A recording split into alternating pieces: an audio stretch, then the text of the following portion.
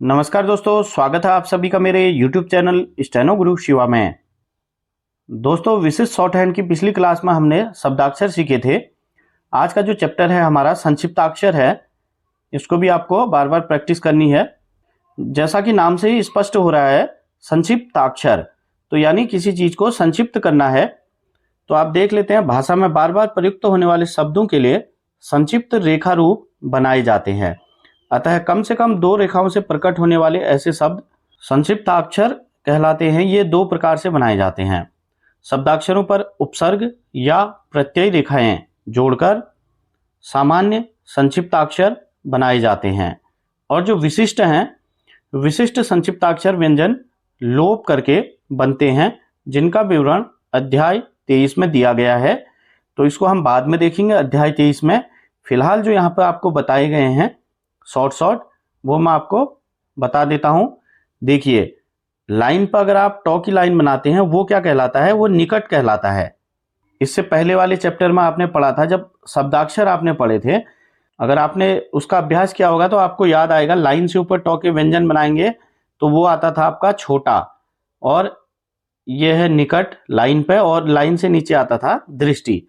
तो देखिए, निकट जो था, निकट पर अगर ता का व्यंजन लगाएंगे और आ की मात्रा लगाएंगे तो ये हो गया निकटता, यानी ये संक्षिप्ताक्षर हो गया। आपको पूरा ऐसे नौ, क, टॉ और ता ऐसे बनाने की जरूरत नहीं है, ये संक्षिप्त होते जाएगा। शब्दाक्षर में निकट जो लाइन पे थी उस पर तौ का व्यंजन लगा के आ की मात्रा लगाएंगे तो वो हो गया निकटता। और उसी प्रकार निकटतम, और उसी प्रकार न्याय, जो ये लाइन से ऊपर नौ का व्यंजन था उसे न्याय बोलते हैं, और उस पर क का व्यंजन लगा दिया तो ये हो गया आपका न्यायिक। उसी प्रकार न्यायवेत्ता, नौ के व्यंजन में वे और ता का व्यंजन लगाया तो न्यायवेत्ता। तो आप समझ गए होंगे, संक्षिप्ताक्षर किसी चीज को बिल्कुल संक्षिप्त करना है। धीरे धीरे आगे के चैप्टर में आप समझते जाएंगे। अभी यहाँ पर आपको इतना सा बस समझाया गया है, आप इसको हमेशा याद कर लीजिए, और ये निकटतम भी याद कर लीजिए, और न्यायिक।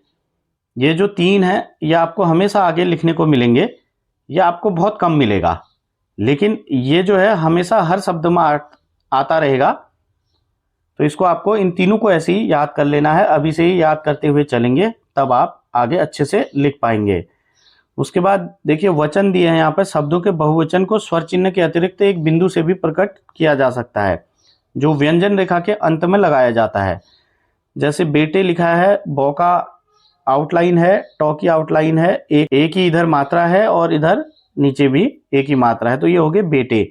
और बहुवचन बनाने में बेटों के लिए ब और टॉ का बनाया, उसके नीचे एक बिंदु लगाएंगे तो वो बहुवचन हो जाता है।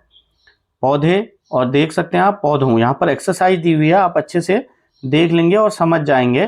तो आपको ऐसे प्रैक्टिस करनी है। टके और बिंदु अगर लाइन से ऊपर लगाएंगे तो वो बहुवचन हो जाता है। जौ का व्यंजन लाइन से नीचे था तो योजना था, और उस पर अगर एक बिंदु लगाया तो ये स्वर है, तो ये योजनाओं और योजनाएं कहलाता है। आपको ऐसे इनको याद कर लेना है। देखिए, वो मौ का व्यंजन लाइन पे था, मंत्री था, तो यहाँ उस पर बहुवचन लगाया है, बिंदु लगाया तो मंत्रियों हो गया। उसी प्रकार दृष्टि था, दृष्टि पे बिंदु लगाया तो दृष्टियों हो गया है, छोटू और पाठों।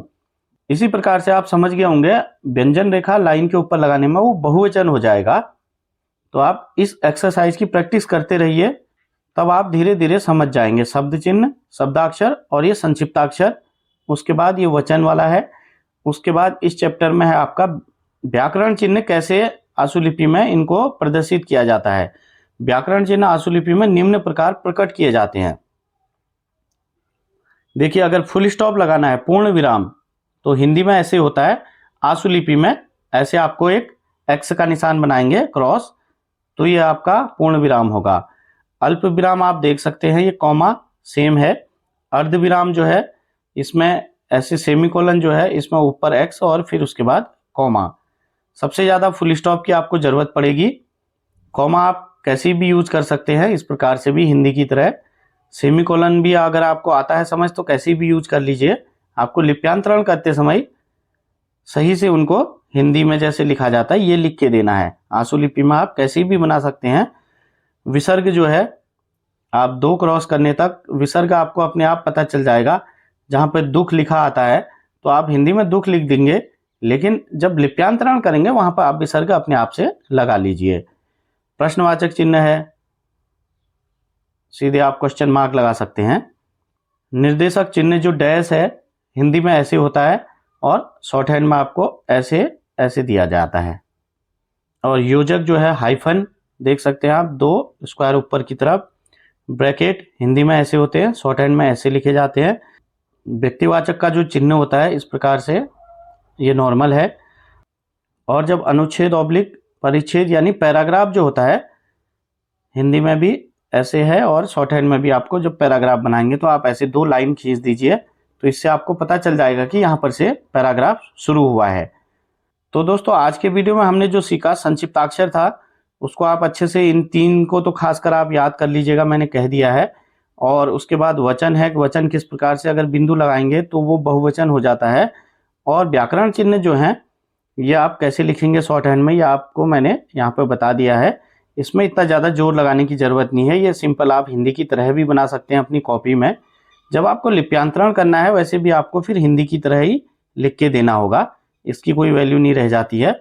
बस पैराग्राफ अगर आप बनाएंगे, पैराग्राफ के लिए आप ये 2 लाइन याद रखिए, और उसके अलावा आप सिंपल से हिंदी में कैसे भी बना सकते हैं। इस पर उतना ज़्यादा जोर नहीं देना, आपको इसमें इतनी मेहनत नहीं करनी है। सबसे मेन है आपको जो 3 चैप्टर हो गए, शब्द चिन्ह, शब्दाक्षर और संक्षिप्ताक्षर। आज का जो चैप्टर है इसको भी आप बार बार प्रैक्टिस करते रहेंगे। उसके बाद एक्सरसाइज दी हुई है इस चैप्टर में, उसकी एक्सरसाइज आपको करनी है। जब आप शब्द चिन्ह, शब्दाक्षर और संक्षिप्ताक्षर की प्रैक्टिस कर लेते हैं, उसके बाद आपको चैप्टर में एक्सरसाइज दी हुई है, आपको इसका अभ्यास करना है। ये देख सकते हैं आप, कहीं, कहते, कहता, कहना, कहो, पूछा, पूछ, बहाना, आप, पहुँचे, पहुँचते, निकटता, मालूम, महोदय, पहरा, होंगे, छोटी, छोटे, ऊंचे, गाना, खाना, लेना, जाना। ये आपको लगातार बहुत प्रैक्टिस करनी है, इसकी रोज रोज अभ्यास करेंगे तभी आप धीरे धीरे आगे को बढ़ते जाएंगे चैप्टर वाइज। शब्द चिन्ह, शब्दाक्षर और संक्षिप्ताक्षर की जो प्रैक्टिस कराई थी उसके आधार पर ये यहाँ पर एक्सरसाइज है। इस एक्सरसाइज को भी आप कर लीजिए बहुत अच्छे से, तब इसमें से आधे से ज़्यादा शब्द आपको हमेशा दिमाग पर रहेंगे और एक्सरसाइज लिखने में इसी में से आपको सारे शब्द मिल जाएंगे 95%। फिर उसके बाद अगला अभ्यास है इसमें, देखिए, पढ़िए और आशुलिपि में लिखिए। आपने फिर से इसको अपना रिकॉर्ड कर लेना है। यद्यपि आप कहेंगे कि वे आएंगे मगर कब आएंगे, ऐसे आप रिकॉर्ड कर लेंगे। उसके बाद आप धीरे धीरे लिखने की कोशिश करेंगे। यद्यपि कहते ही आपके दिमाग में यद्यपि का शब्द चिन्ह आ जाना चाहिए।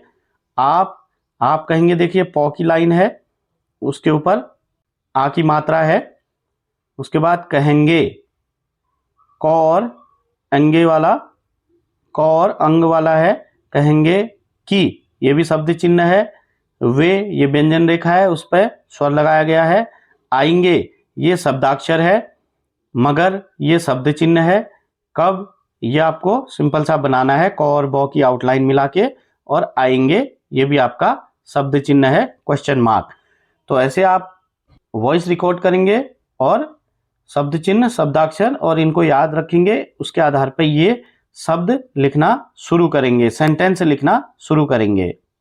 दूसरा है आपका, अब तुझे भी जाना होगा मगर कब जाना ठीक होगा। ऐसे आपको इसको रिकॉर्ड करना है और फिर मन में सोचते हुए, अब ये शब्द चिन्ह है, तुझे ये आपको बनाना है, भी भौ की आउटलाइन में ई की मात्रा, जाना होगा, होगा ये आपका शब्दाक्षर है, मगर ये शब्द चिन्ह है, कब ये आपने फिर अभी थोड़ी देर पहले भी बनाया था, कब, इससे पहले सेंटेंस में जाना, जौ और नौ की आउटलाइन मिलाएंगे और दोनों में स्वर लगा देंगे। उसके बाद ठीक, ठौ की आउटलाइन और क इस पे जोड़ेंगे तो ठीक हो गया। और होगा, आएगा, होगा शब्दाक्षर के पहली लाइन है, तो ये भी आपका इस टाइप से लिखना है। उसके बाद है अगला आपका तीसरा, जो कुछ भी काम कराना हो आप अभी करा लो। तो ये भी आपको लिखना है दिमाग में, आपको जो कहने में जो की आउटलाइन, ओ की मात्रा, उसके बाद कुछ, भी, काम, क और म की आउटलाइन। यह आप धीरे धीरे मिलाना सीखेंगे। जब आपने दो व्यंजन रेखाओं को मिलाना सीखा है, मैंने जो पुराने वीडियो बनाए हैं, एक्सरसाइज दूसरी या तीसरी है, आप देख सकते हैं, उसमें सारा मैंने बताया हुआ है। उस आधार पर आपको ये लिखना है। या आगे को हम बढ़ते जा रहे हैं, आपको पुराने की भी प्रैक्टिस करते रहनी है, पुराना आपको छोड़ना नहीं है बिल्कुल भी। पुराने की भी आप लगातार पीछे से प्रैक्टिस करते आएंगे और आगे चैप्टर वाइज आगे चैप्टर भी करते जाएंगे। उसके बाद आपका अगला है, देखिए चौथा है, मैं भी कहूँगा कि गली चौड़ी हो मगर होगी कैसे। ये आपको रिकॉर्ड करना है और लिखने की फिर कोशिश करनी है। ये देखिए, मैं शब्दाक्षर है, मालूम, मैं, महोदय, तीन एक साथ है, मौ की आउटलाइन ऊपर, तो आपको सेंटेंस के साथ मैच भी करना है। देखिए, जब आप शॉर्ट हैंड लिखेंगे तो वहां पर मालूम भी कहूँगा, महोदय भी कहूँगा कि गली चौड़ी हो, तो ऐसे समझना है कि यहाँ पर मैं भी कहूँगा, इन तीनों में से जो फिट बैठेगा वो आपको ऐसे परीक्षा में लिखना है।